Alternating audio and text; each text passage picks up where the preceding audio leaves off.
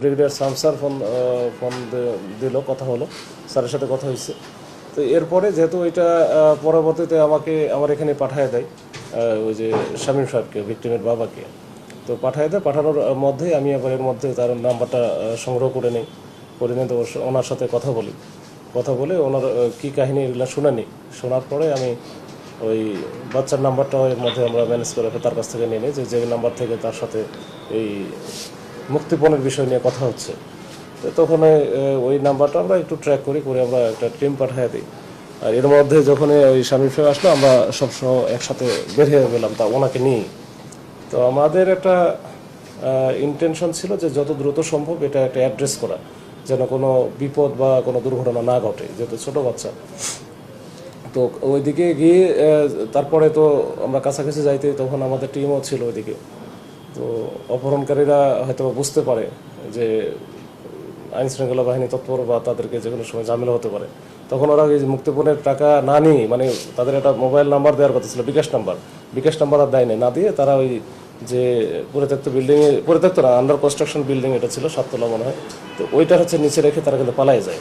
তখন বাচ্চা বা ওর কাছে, যে ভিক্টিমের কাছে মোবাইল ছিল, এই মোবাইলটা দিয়ে আবার খবর দেয় যে আমাকে এখানে রেখে গেছে। তখন তো ওই তার মামাও ছিল, আমরা ওইখানে যাওয়ার পরে তাকে উদ্ধার করার পরে সে একটু নার্ভাস ছিল।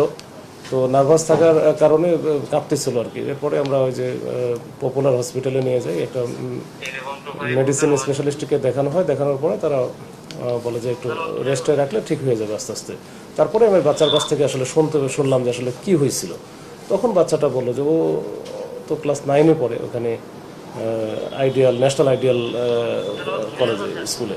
তো ওইখানে না, সমস্যাটা হয়েছে এই ধরনের কিডন্যাপের ক্ষেত্রে যেটা হয়, তো কিডন্যাপ যারা করছে বা যারা অপহরণ করছে তাদের তো ডিটেলস লাগে বা তাদের তথ্য আমাদের কোনো না কোনো কিছু লাগে। তো ওইখানে তো আমরা ভিক্টিমের তথ্য ছাড়া, মানে ভিক্টিমের যে মোবাইলটা ছিল সেই মোবাইলের নাম্বার ছাড়া আমরা তো অন্য কোনো কিছু পাইনি প্রাথমিকভাবে।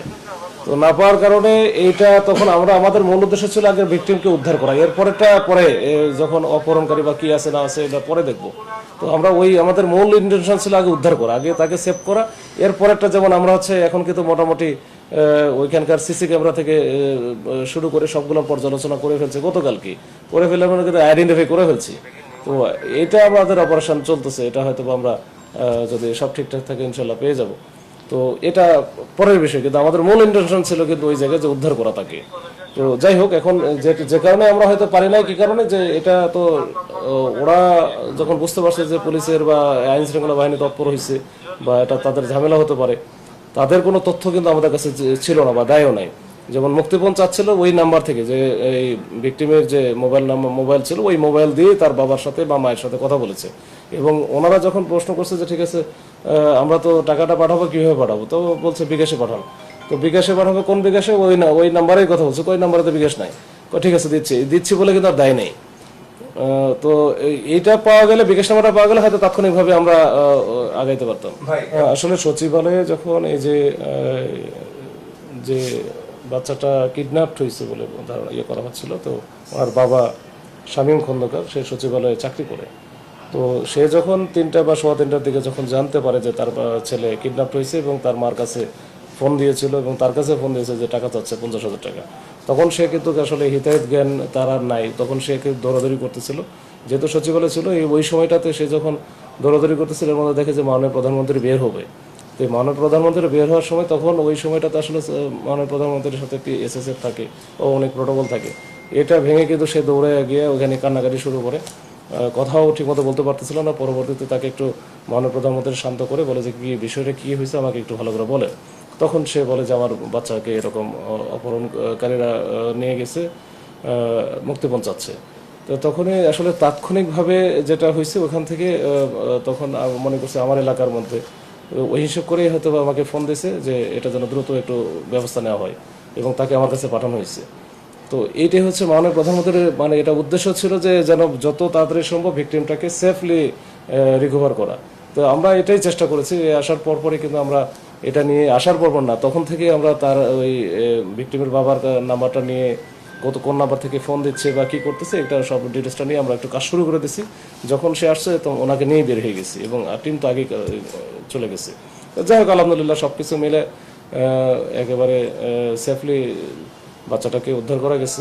এটা হচ্ছে বড় বিষয়। এটা মাননীয় প্রধানমন্ত্রীর অনেক বড় একটা অবদান ছিল যে উনি জানার পরপরই এটা দ্রুত হস্তক্ষেপ করেছে এবং আমাদেরকে নির্দেশনা দিয়েছেন। তো ওই হিসেবে আমরাও কাজ করেছি। এখন ওইখানে যে অপহরণকারী যারা ছিল এরা হয়তো ওখান থেকে চলে গেছে যখন বুঝতে পেরে যে আশেপাশে ছিল। আমরা তো আসলে ট্রেস করতে পারতেছিলাম না যে আসলে কারা, তখন তাদের কোনো ডিটেলসই আমাদের কাছে ছিল না।